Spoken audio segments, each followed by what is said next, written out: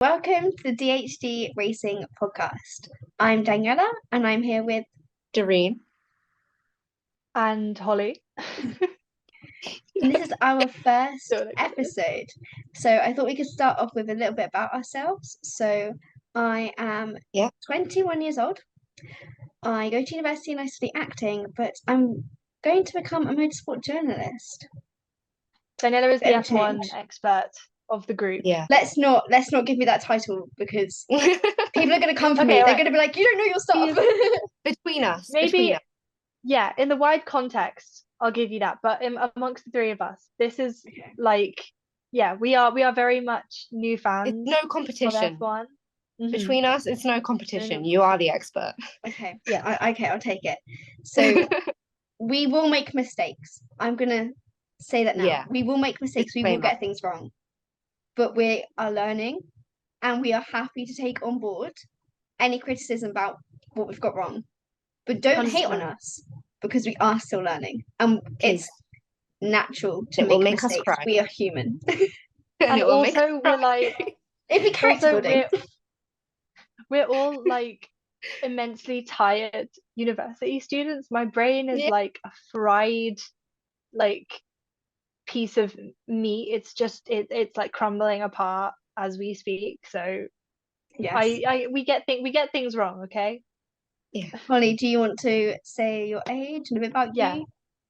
So I am also 21, which is disgusting to say out loud. I study at Durham University. I'm doing history. And yeah, got into F1 this year. It's been like my kind of, or it was before we went on winter break. It was like a sort of amazing reprieve Last year, from Holly. doing work. Not Last this year, year. oh god, Yeah. last year, this academic year, but last actual year. It was sort of like a reprieve from work where I could just sit in my room and have like a snack and tune into somebody else's problems, which was normally Ferraris. And it was like a nice relaxing time out. Okay, Darine, go. Okay, I am 20. I'm the baby of the group. Oh, Yeah, and I study cybersecurity, and I also got into F1 last year. Like you said, Drive to Survive was my safe haven during coursework season. I like to call it coursework season. It's the month of November and the first 2 weeks of December, where I'm just doing nothing but coursework. It was my safe haven. yeah, just tune into other people's like. I feel like a lot of Drive to Survive feels very gossipy, which is Yeah. quite fun. When I was talking about racing, it's like you can just tune in and turn your brain off. Exactly. Yes. Okay, so I feel like before we get too much into it, we should probably like summarize what we're here to do and talk Yeah. about. We don't want anyone to come here thinking that we are a serious updates podcast or super knowledgeable, which some of us are. One of us is. Yeah, one of us is. Yeah, we are very serious about F1 and watching it. But this is definitely, we're here for people like us. As I said, we are all extremely exhausted university students. We're here for the fun. We're here for jokes. The drama, always the drama.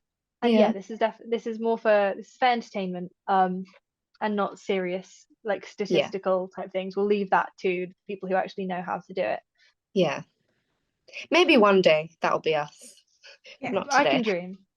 Yeah. I'm hoping one day it'll be me. Yeah. But we'll see. Daniella, you can I would hope so. you can already do halfway through the World Champions backwards. So you're like you're halfway to Sebastian Vettel knowledge. I'm halfway there. You know, we need to like record our own video, got the grid of me doing that. Oh yeah. My only claim to fame.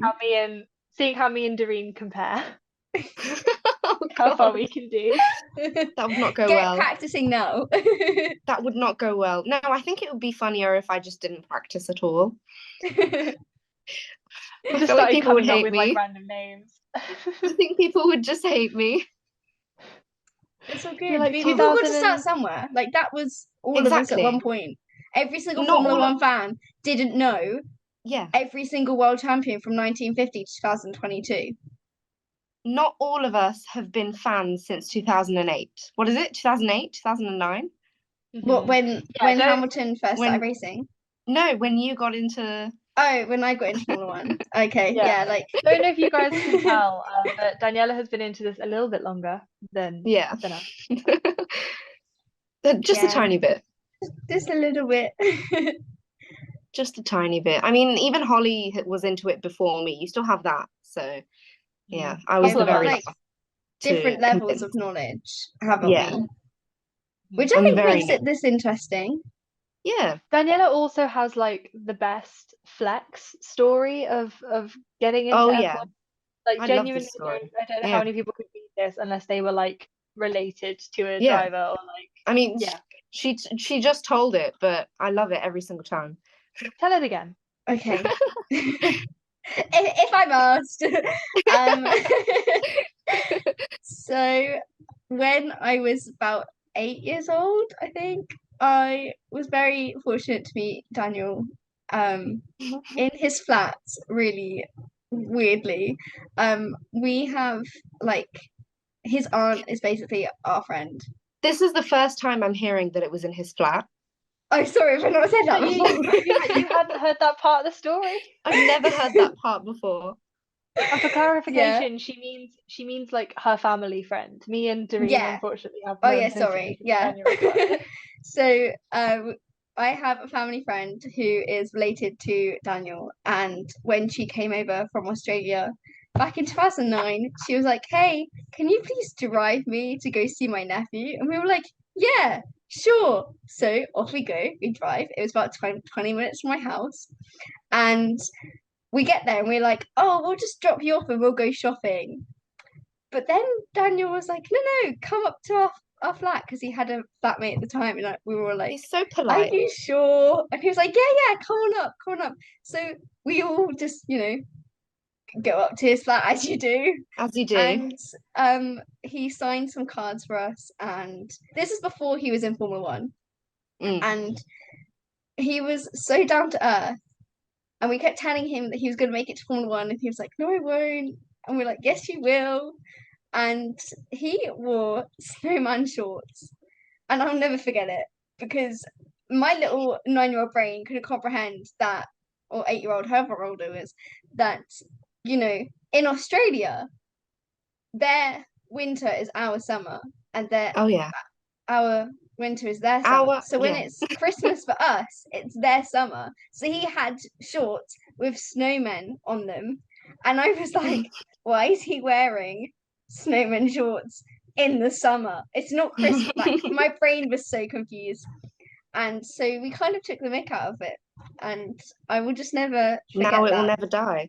No, but I was absolutely terrified of him. I hid behind my mum and my brother, and I refused to take a photo with him. But my brother was like, "Yeah, I'll take a photo with you." I would. That is what I would do if I met Daniel Ricciardo now. I'd immediately just go and be like, "Oh God, I need something to hide behind. Where's a tree?" Exactly. Now I'm kind of annoyed that I didn't get to have my photo taken. You should have gotten a picture. But Daniel, if you're watching, we can make it happen. We do a reunion, so I think that if you still have those snowman shorts, we should take a photo. We can do a recreation. A recreation, yeah. I'll just we can do a recreation. Cut my hair to look like my brother's, and boom, there we go. I'm a twin, so it's fine. I already look like him. No, you can replace your brother in the picture, in the recreation. I'm the better one anyway. Exactly.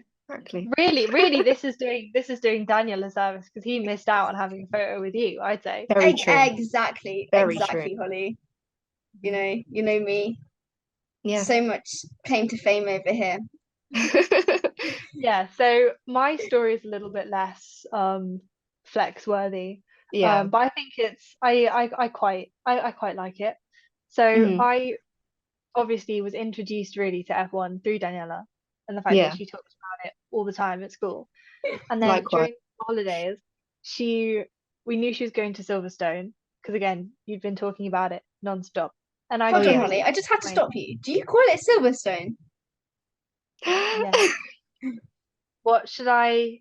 I've always called it Silverstone, but the rest of the Silverstone. world calls it Silverstone. And as To we're be fair, I've Silverstone heard both. girlies, I think we should stick to our roots and call it Silverstone.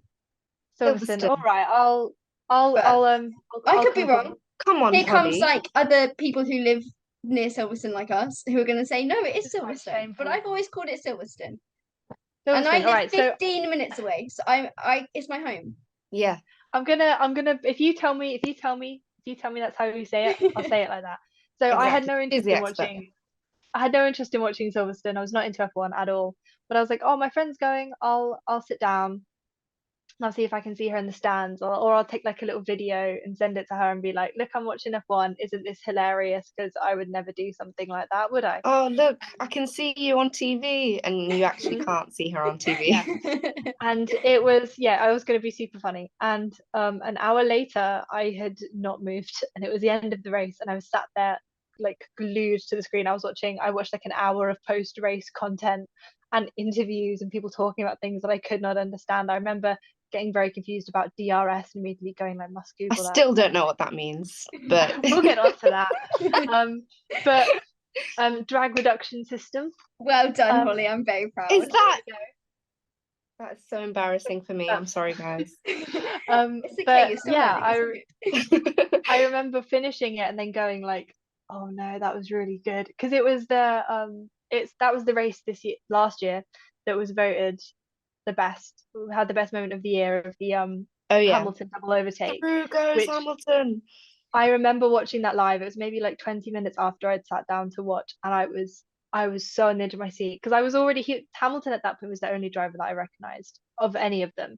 So I was sort of like, okay, I'd like to see him win. He was running in fourth, and then watching him fight with Leclerc and Checo for second. Oh, that was so good. It was iconic. I loved it. I immediately started watching Drive to Survive, and I watched like 3 seasons in a weekend or something, or a week or something like that. And then by the end of it, I was there next weekend for Austria. I was sat down, I was ready. And yeah, my dad thought it was hilarious because I've never ever wanted to be into sports, but there we go. See, I was the same, but I was much later, and so by the time I had finished Drive to Survive, it was the last race of the season. So I didn't get to join in much. But wait, hold on. Is the only race you've watched live Abu Dhabi 2022? I didn't even get to watch it live. I don't have Sky Sports. I don't have anything. I just our mutual friend, she texted me all the updates of what was happening while I was out shopping. I mean, I could find a friend who has it, or I could find like a live streaming event. Make a society at uni, and then like if everyone chips in, then it will be so cheap. That is such a good shout. Do you know what? I'll just take £1 from everyone for like the society entry fee, and it will just go towards Sky Sports. Yeah, because your personal Sky Sports subscription. Yeah, and then you guys can share it. But okay, Darine, you were telling a story. Yeah. So what was I telling? About how you got into F1. Where exactly? Okay, yeah. So so the updates during Abu Dhabi. Yeah, the only race that I got to experience, and it wasn't even really an experience, was getting live text updates from a friend who was watching it on her TV. Do you know what? During the week before that race, she suggested like come to my house. Obviously, she lives very far away. It's like a good 4-hour journey. She suggested, come to my house, I will pay for your train ticket, come and watch the race. And I almost did it, but I had coursework. So I think that was a correct decision. I don't think Abu Dhabi 2022 was worth it. Like Brazil would have been worth it, but not do you know Abu what? Dhabi. I was in the middle of Drive to Survive, so I was into the culture when Brazil happened, and it was very entertaining. It was all I could talk about all week. So the social media fallout. Yeah. But obviously all that I saw was the Twitter, like you said, the social media fallout right afterwards. But yeah, I chose coursework. I chose to be good. I told all of my friends, I said, should I go? And they said no. you have coursework. But the last race, no, I stayed. But I made the smart decision. But yeah, it was that same friend who actually got me into it, because I was at her house for her birthday and it was a quali. It was race weekend, and she was like, "Do you want to watch quali?" And I said, "Go on then." I don't Yeah, which remember. quali? I don't remember. I really wasn't into it at that point. What But month? I remember it was the 22nd of October. Oh, that's because her Coattail. birthday was the next week. How do you know that? Random When we knowledge say stored she's in my the brain. expert, when we That say was she's so the expert, quick. we're not joking. She just like that quick. I retain information that is not helpful for my degree. That's Do you know how it what? works. Fair. But it was that quali, and it was when Carlos got pole and he winked at the camera, and I was a goner. I went home that weekend thinking, all right, I'll start Drive to Survive. But that is Oh an my God. exaggeration. That is an exaggeration, and it was a lot of indoctrination leading up to that point from all of you. You were already like primed, you were already vulnerable, and then Carlos was just came in and like delivered the killing blow. Exactly. I went into watching that quali with intentions of getting into F1 anyway. So Carlos did what we couldn't do, Holly. Very true. That's fair. That's fair, honestly. I don't begrudge him that. I mean, if people couldn't tell from my cup and my story already who my favorite driver is, then I don't know what to tell you. Because it's obviously Max Verstappen. I feel, because I was also determined to like never be a sports person, because my entire family is full of just sports players and sports fans. And I was so like I was going to be different. It's not like the other girls. Yeah.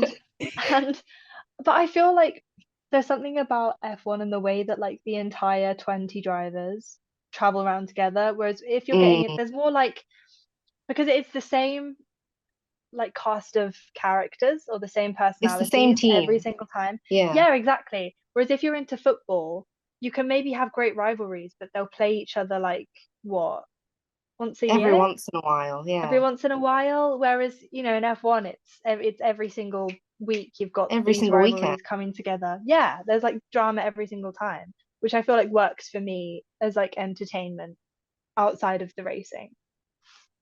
Yeah. In a way that like tennis just doesn't do it for me. Yeah. I used to laugh at my brother.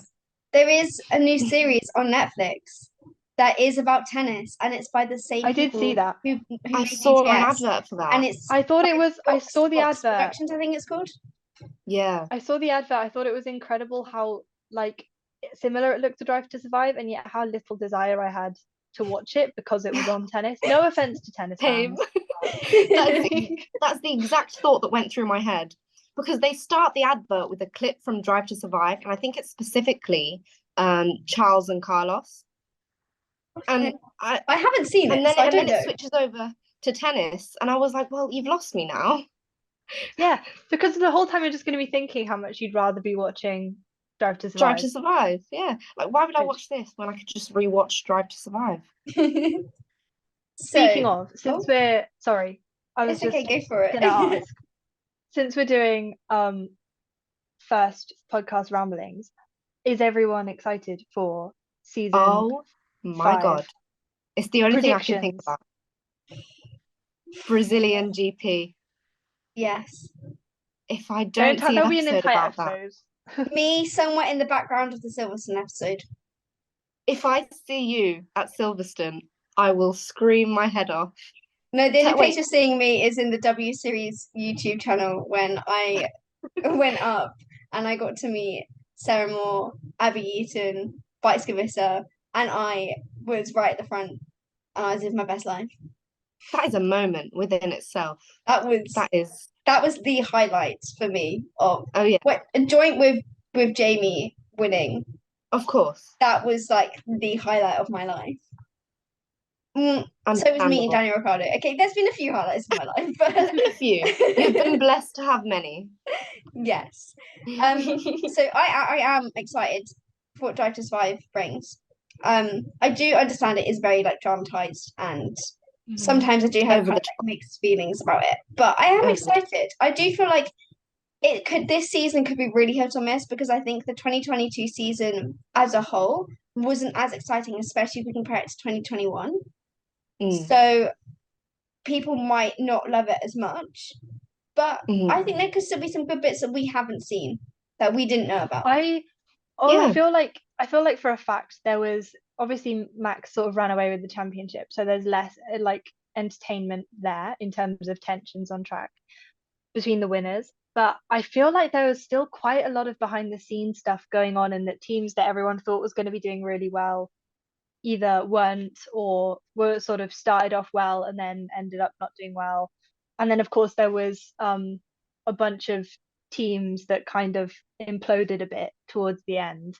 And knowing how Netflix were kind of able to just get their recording equipment in their camera everywhere. at any point. I'm so interested to see what they've got. I am worried about Daniel Ricciardo in this. I don't want to have to watch that. I think I will just sob so much. I might but cry. I also want to know if they joined, as someone who just joined and didn't even have to watch it happen the first time, I might cry having to watch it. It was bad enough in 2018, and then but I'm not ready. I'm not ready either. But I think it could show an insight that maybe we haven't seen before. And I'm wondering, like, do you think they'll include like the Max and Checo stuff? That's what I'm hoping for. When I said Brazilian 100%. GP, that's what I meant. I thought you meant like George Russell's win. In general. No. There was a bunch of stuff that happened at Brazil, wasn't there? There was the Max and Checo stuff, and then there was something else that I've forgotten now. There was like a bunch of things that George got his first win. George got his first win. Oh yeah. And yeah, there was something else I've forgotten. There was something to do with my brain broken. Anyway, Brazil definitely they're gonna have a whole episode dedicated to like behind the scenes drama about Brazil. So I'm excited for that. And then I want to see with in regards to Daniel Ricciardo, like how that conversation happened and when it went down, because obviously at the start of the season he was saying that he'd signed for another year. So I'd be so interested to know at like what point they actually discussed him leaving, and then at what point compared to what point we found out about it. And how that works in relation to the silly season, like Alonso gate or Sebastian Vettel gate that happened. I have another question for you. Along with the silly season of the drivers, do you think they're going to discuss the silly season with the team principals as well? I hope so. I think that would be very entertaining. I mean, if they didn't, what would they talk about, you know? That's true. Do you think they'll talk about all of the stuff that happened after the season was over? That's what I mean. All of the changes. Do you think they'll have, I think so. Will they have already wrapped at that point? I don't know. This is why I need to find out more about the filming of Drive to Survive. Regardless, I'm very excited. So, shall we move on to who our favourite teams and drivers are? Let's do it. Go for it. I'm sure people have already guessed from my cup. Do you want to go first, Darine? Should I go first? I mean, they probably guessed from my story, from my cup. Yeah, it's my favourite. Obviously, it's Pierre Gasly. Unfortunately, yeah, exactly. Obviously, who else would it be? Unfortunately, it's Ferrari and Mercedes. I really like Mercedes and Lewis Hamilton, but Carlos on top. Okay, Holly, do you want to go? Okay. So my favorite driver is definitely Lewis Hamilton. That's purely because although I started watching F1 this year, I remember my parents watching it and stuff when I was a kid, and he was the only driver that I could ever pick out because he was British and like new back in 2008. So when I actually got into it proper, I was like, oh yeah, Lewis, that guy. And then also, of course, the fact that my first race was kind of his most iconic moment of the whole season. Oh yeah. Through goes Hamilton, and I was like, oh, this is incredible.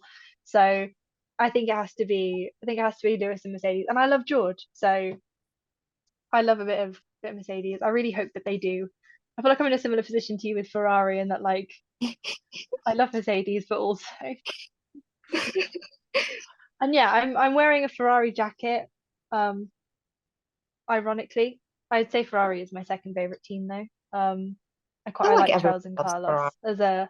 as a partnership. I think they're cool, and I Yeah, think Ferrari is slightly, I don't know what the word is, surface level maybe, but I think Ferrari, I like their aesthetic. I feel like they've got quite yeah. a little bit of that like old world glamour. Like I can see them in the 50s and stuff like that. So I feel like I quite enjoy Ferrari is that. the face of F1. I feel like people would Like agree with you the on that. surface level, at surface level, Ferrari is the face of F1. Obviously, when you actually get into it, that's not the case. Um, but I hope they do better this year, for the sake Well, of Carlos, please, and I saw Charles. a graphic. I saw a graphic on that was to do with like changes of the teams, and I think it was something like Ferrari, McLaren, and Williams are the only three teams that have been the same, like same logo and same name since they started, and every other team has had like three or more changes. So I think true. I saw that as well. I I thought it think was I so know fascinating because graphically. I didn't realize McLaren had that kind of Mm, lineage either. I knew I Williams and I didn't knew Ferrari. expect I didn't that realize from them. McLaren. Yeah. I didn't realize that. I hadn't seen that. So, No. but now you've said it, I'm Anyway, like, that makes so much sense. yeah. Yeah, Okay, because I would Daniella's have. turn. Yes, Daniela, go. Okay. So, you can't tell. Daniel Ricciardo fan through and through. What do you mean? So It's obviously Max Verstappen. yeah. um, so my top three favorite drivers were Daniel Ricciardo, Sebastian Vettel, and Mick Schumacher. So as you can imagine, It's been a bad year. it's been a bad time. It's not been fun. Um, so going At least you into got to see them that's true. before they That's true. left. And also, I manifested so hard that Mick was going to get points when I was at Silverstone. I was like, every time he was not getting points, I was saying, all my friends, he's just waiting until I'm there. Yeah. And that is exactly what happened. He got points at Silverstone. They were his first points, and I was there. So Exactly. He was just it waiting was for you. me. It like he was waiting for me. So Yeah. those were my top three. And in terms of teams, McLaren were my favorite team. But with the whole Daniel stuff that's going on, I'm like, I don't know how I feel. But I'm also excited Yeah. for Oscar next season. So, you know, Mm. he could make me back into a McLaren fan. But I'd say my second favorite team is probably Ferrari. Yeah. Mostly because I am a diehard Michael Schumacher fan. Mm-hmm. My like TikTok that got the most views was me having to choose between Daniel and Michael, and you know those filters that go above your head, and then you like Oh have yeah. to choose, and you go like this. It was between Daniel and Michael, and I was like, how can you make me choose? I feel like you'd literally rather jump off a cliff than make that decision. Like Yeah, I can't imagine you. Who did you choose? I didn't. I just had a freak out. I knew you did. Just end the video. That's exactly what I did. Oh my God. man. I was gonna say though, I am so excited to see the three new guys come in. I'm so excited for Oscar. I'm so excited for Nick De Vries. And there's another new one, isn't there? Logan Sargent. Logan Sargent, that's it. I'm excited.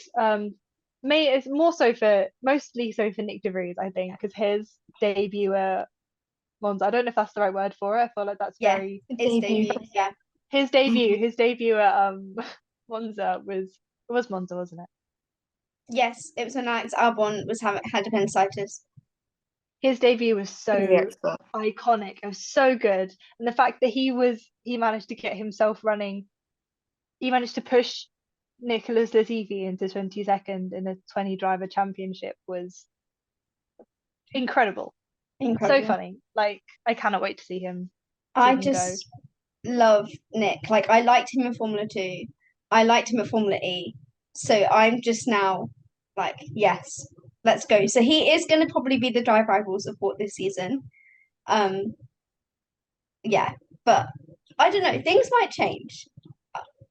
Who knows what's We'll going to see. happen? We'll see. We'll see. But it is going to be hard not having my three favorite drivers on the grid. But Oh, it's going to definitely. be okay. But I feel like Keep telling myself back that. to what Holly was saying about the like consistent team. I feel like it's been consistent for quite a while. So it will be good to have some like fresh faces to like change up the dynamic. Yeah, I definitely. think that'll be really interesting. I agree, because we haven't really, we had one rookie in 2022. So it'd be nice to have. I do like it when we do get new rookies in.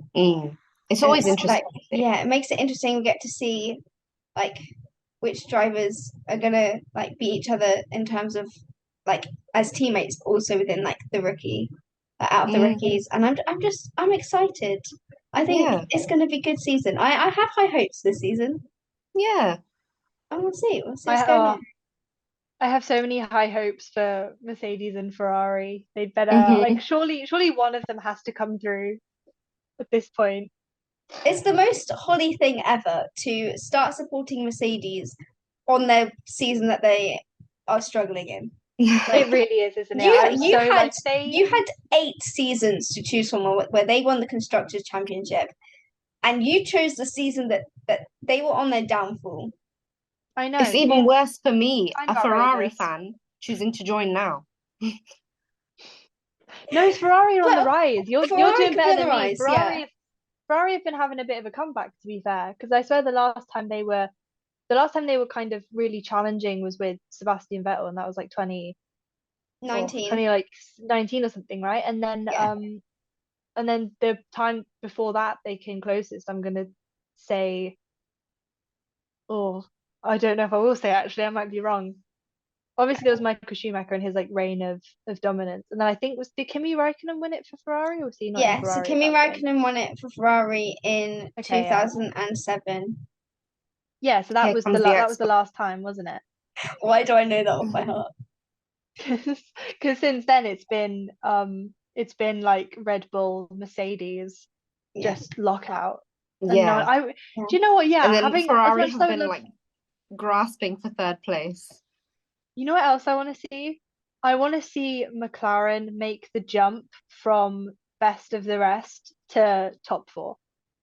I want to Yeah. add some new Yeah. blood. I want to add some like a new player with this, because I feel like the top three have been consistent for so long, even though I've Yeah. only just started watching this year. From what I've learned, But I the think thing that is, is From quite context exciting. clues and Yeah. Drive to guys, Survive. the thing is, the only driver to have won a race for McLaren in, I can't remember the statistics, but in a very, very long time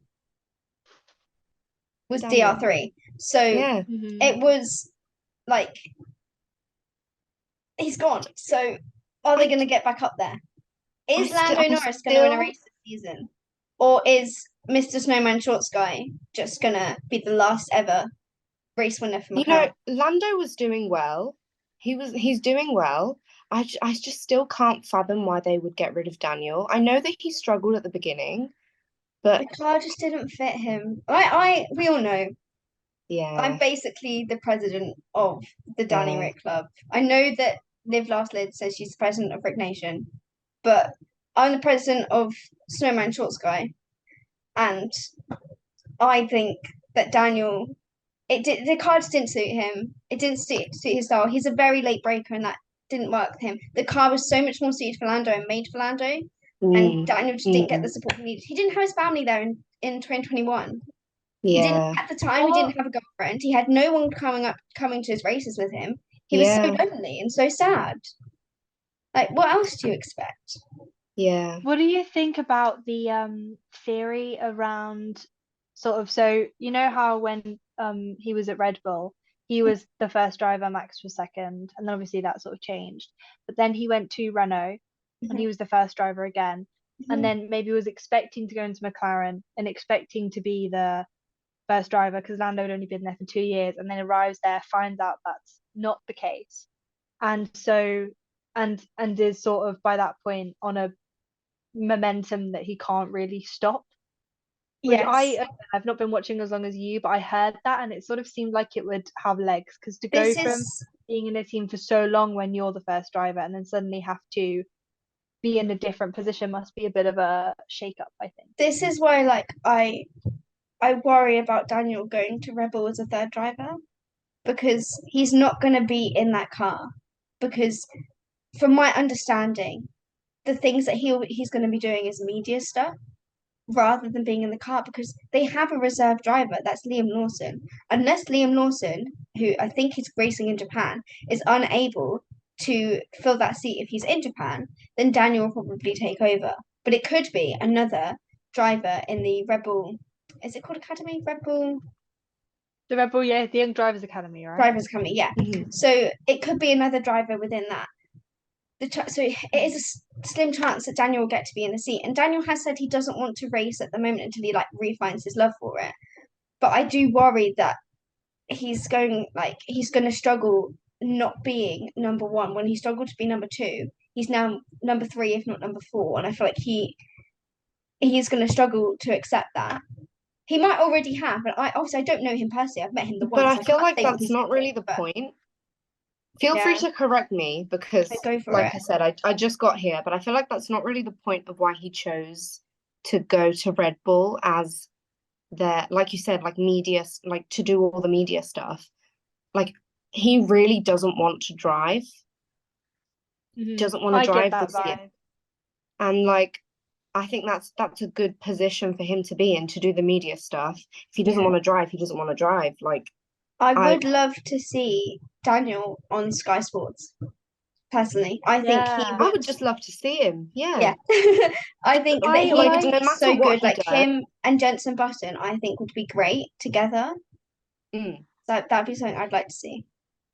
Well, But I honestly, think no it's matter like, what he does, as long as he's happy, that's fine. Yeah, Like, definitely. but yeah, sorry, Holly, I cut you no, off. I was just gonna jump off your point because it's like Will Buxton was saying on Pit Stop. I think he made some sort of comment about like he could have gone to do IndyCar or something like that, and there are teams in IndyCar and various other racing series that would have, jumped at the chance of having him. And it kind of makes sense in that if you were still wanting to race but you felt like you were losing your grip on F1, it would have made more sense to do one of those, try and take one of those opportunities. Whereas maybe if he's looking to try and really just get back into the right mindset and he wants to re-find his love for it, it's more about being in an environment where he's familiar, he knows people, and he knows that they like have his back, basically. Even if it is as a third driver rather than competing. That's what I think. I feel like if he wanted a seat, he could have gotten it. He didn't get a seat because that's what he didn't want. Yeah, because Haas wanted him, so he didn't want. He could have gotten a seat. Yeah, if he wanted it, he could have easily gotten a seat. But that's not what he wanted. Exactly, because Will Buxton was saying that he didn't understand like why Daniel didn't go for the opportunity. But if he doesn't want to race, he doesn't have to. Exactly. So he's come out and said that he didn't want it. I don't get why Will Buxton just can't understand that, but maybe he hadn't heard Daniel say that. I don't know. Maybe. But yeah, I think Daniel still has some fight left in him, so he might come back or he might go to another series. He has said before he doesn't like complete circle circuits because they're terrifying him. He said driving in circles terrifies him. So we'll see. He might come back as a presenter. I think that would be really good. He has the personality for it. Definitely. So that would be quite exciting, and it is something I would like to see. But what he knows what's going to happen. As long as he's happy, the rest of us are happy. Yeah. Only good things in the future for him. Yeah. So, yeah. Speaking of drivers that still have fight left in them, do we think Lewis Hamilton has what it takes to get his 8th? Not even necessarily next year. Not even necessarily next year, but at some point between now and when he eventually retires, which is probably going to be in like 5 years or something. Or 10 years if Toto gets his way. You say yes. I don't know. Lewis Hamilton. Have some faith. I'm over here as a Michael Schumacher girly, so I want Michael to still be like the 7-time world champion, and no one can beat that. But also part of me thinks that Lewis could do it. It just depends on how the car is. Like, I don't think that. Obviously, I know George has beaten Lewis in the 2022 standings, but he I think it was just the car that was letting him down. I don't think he was getting on with it as well as he had expected. So we'll see. I don't know. I don't know if it'd be next year though, as in 2023. I don't know if it'd be this season or. Probably, yeah. I think See what I'm everyone's still like thinking. getting used to the new regulations. I think next year might be the year of Charles Leclerc. I think it's I either was going to be just Max about to Verstappen say or that. Charles Leclerc next year. I was just about to say that. I was gonna say I'm gonna throw out something crazy. Crazy. I think it's gonna be him. Yeah. Hmm Okay, I He think we deserves should it save. after. Karen, Holly. I was gonna Let's say. save that I was topic for gonna. another day. I'm just gonna say after his season, if we're talking about this in terms of like a narrative and a cast of characters, which sports guys might despise me for, but I love it. So let me run with it. If we're going in terms of like a narrative, it's I think it's what he's building towards after what happened this year, Yes. such a good start, and then it was sort of falling away because of strategy problems. He is entering If he's Fred entering his Vasseur can villain get era. Ferrari to, yes, he is. If Fred Vasseur can get Ferrari to like come together as a team and really start working together, I think it's going to be Charles Leclerc, the World Drivers' Champion next year. Anyway, Daniela. Yeah, I was gonna say I think maybe we should save our predictions for another episode. Yes. Oh yeah. Okay, I agree. We Yeah. can expand on that. Yeah, I've got other predictions. We've got plenty. We got Many lots. more.